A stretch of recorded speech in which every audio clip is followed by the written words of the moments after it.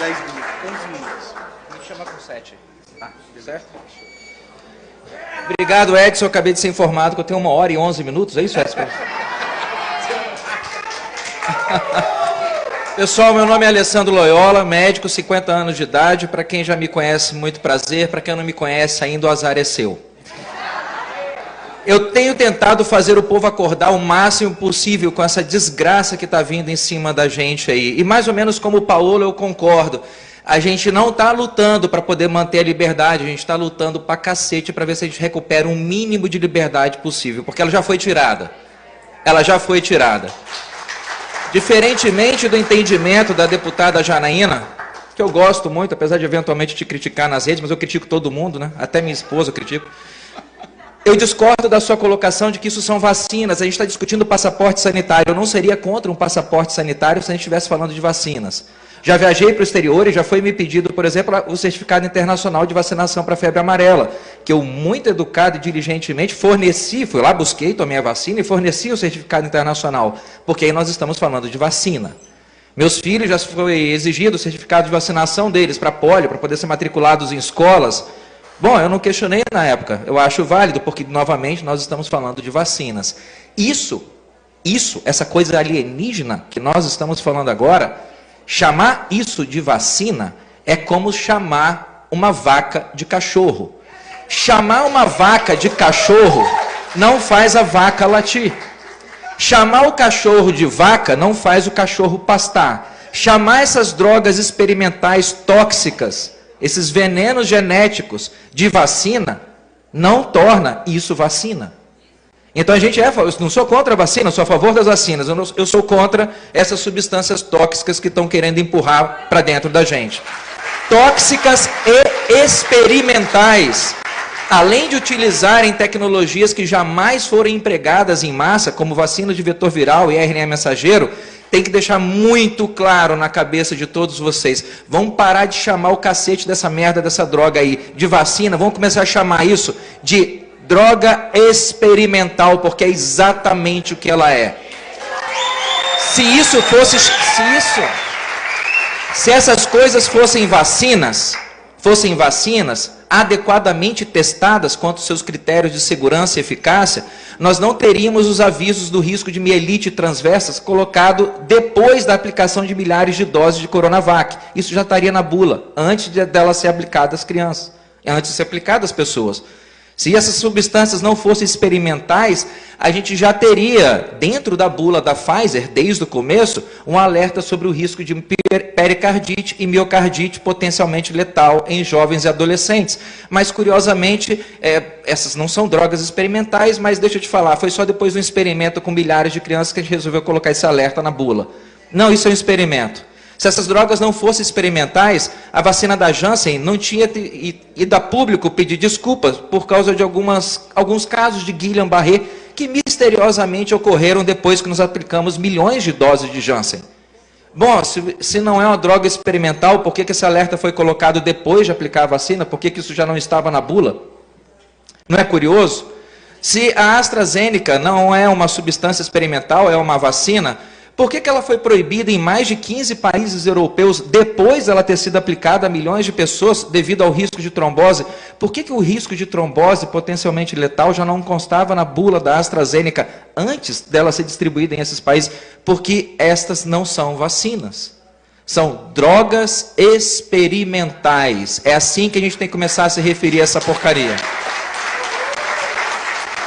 Se essas vacinas fossem realmente vacinas... Douglas, você já teve alguma dor de dente? Já teve que tomar antibiótico? Já, muitas vezes. Ótimo. Aí o médico passou para você um antibiótico X e falou, tome de 8 a 8 horas durante 7 dias.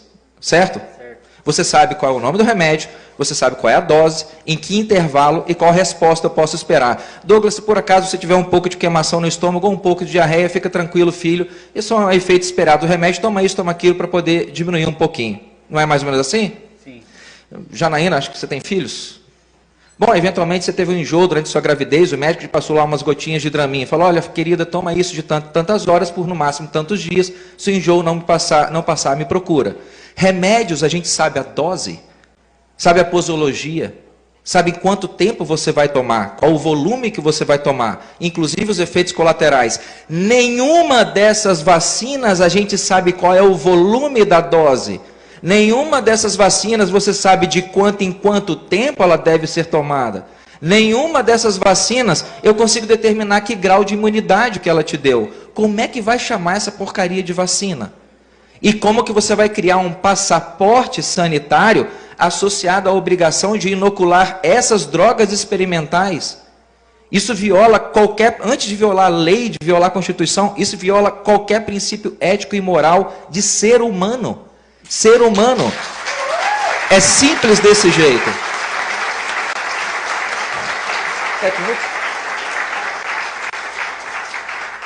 Imagine só, a nossa sociedade brasileira, ela é plural. Vamos jogar no terreno do inimigo. Eu gosto de jogar no terreno do inimigo, porque não pode falar palavrão aqui, né? Mas é um jeito fácil de fazer uma colonoscopia sem anestesia nele. Jogar no terreno do inimigo. Eu me coloco sempre à disposição para poder dialogar com quem quer que seja. Mas eu sempre recomendo que se o cara tiver com relação à pandemia uma opinião contrária a mim, eu recomendo que deixe uma ambulância do SAMU lá fora esperando por ele. Porque ele vai ser espancado. Mas vamos jogar no terreno do inimigo. Nós vivemos um país plural, multicultural. A sociedade brasileira é uma colcha de retalhos de pessoas de sexualidades diferentes, cores diferentes, não é? Nós temos homens e mulheres, nós temos brancos e negros, nós temos héteros e homossexuais. Ok, vamos jogar no terreno do inimigo. Caso a senhora não tome a vacina, a senhora mulher vai ser mandada embora da Gol. Mulheres são dispensadas em massa da Gol por não tomar a vacina. Bom, será que assim a manchete vai ser publicada? Será que vai? Homem negro é proibido de entrar no Ministério Público Federal por não estar vacinado. Será que assim fica ok? Não, né? E se eu falar, por exemplo, que homossexuais estão proibidos de frequentar cinema caso eles não estejam vacinados, assim fica ok? Vocês entendem o absurdo disso? O absurdo de um passaporte sanitário é segregacionista, ele é irracional, é ilógico. E esse tipo de conduta já foi tomada várias vezes na história civilizacional da nossa espécie. Talvez a mais recente dela, que o pessoal aqui no Brasil tenha mais conhecimento, foi de um baixinho bigodudo, lá na Alemanha, na década de 40. E deixa eu te falar, aquela ideia dele era absurda então e continua absurda agora. Não houve mudança nenhuma. Segregar pessoas porque não querem se submeter a um experimento nazista é tão absurdo quanto segregar pessoas porque elas não querem se submeter a um experimento vacinal. Ainda mais quando essas vacinas não são vacinas. Elas são drogas experimentais. Basicamente são isso. Se vocês conseguissem... Eu escrevi 2 livros sobre a pandemia. Cada livro aí tem em torno de 250, 280 páginas. Somados, os 2 livros têm quase 1000 referências científicas. Quase 1000 referências científicas. Eu convido qualquer pessoa que discorde de mim a vir debater cara a cara. Não com pseudônimo anônimo na internet, não. Vem cara a cara, não tem problema. Eu tenho testosterona de sobra. Mais do que testosterona, eu tenho QI. Qualquer pessoa, mas eles nunca vêm. Eles nunca vêm. A gente esteve, eu e minha esposa, nós estivemos em Sorocaba, junto com o John. Nenhum deputado que se opunha ao passaporte sanitário compareceu para debater com a gente. Nenhum, em lugar nenhum. A história se repete em todos os lugares. Eu estou com minha agenda dos próximos 10 dias lotada de live e audiências virtuais para todo lado. E quase sempre, a história sempre se repete. Ninguém que se opõe aparece. Porque quando a luz da verdade brilha, quem vive no lamaçal da mentira foge. E a gente está portando esse archote. Para finalizar, apesar do Paolo ser um tanto... você tem um sangue grego, não tem? Você tem uma tendência para a tragédia. Há uma coisa, vou fazer depois uma leitura de mão aí com o mapa astral. Ele tem uma tendência para grego, a tragédia grega. E no final ele descobre que nada daquilo era aquilo. Aí morre, se mata, sei lá, afunda com o navio.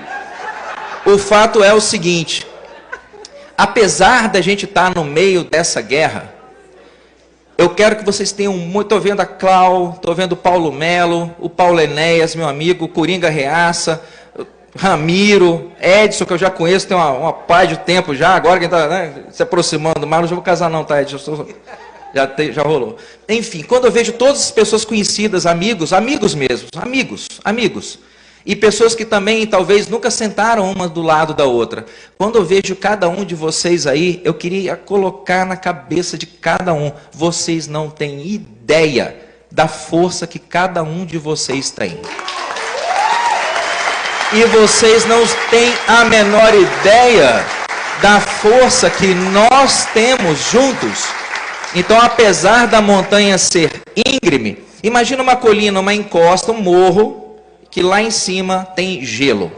Durante o inverno inteiro, o gelo ficou congelado lá no topo da montanha, mas um belo dia chega o verão.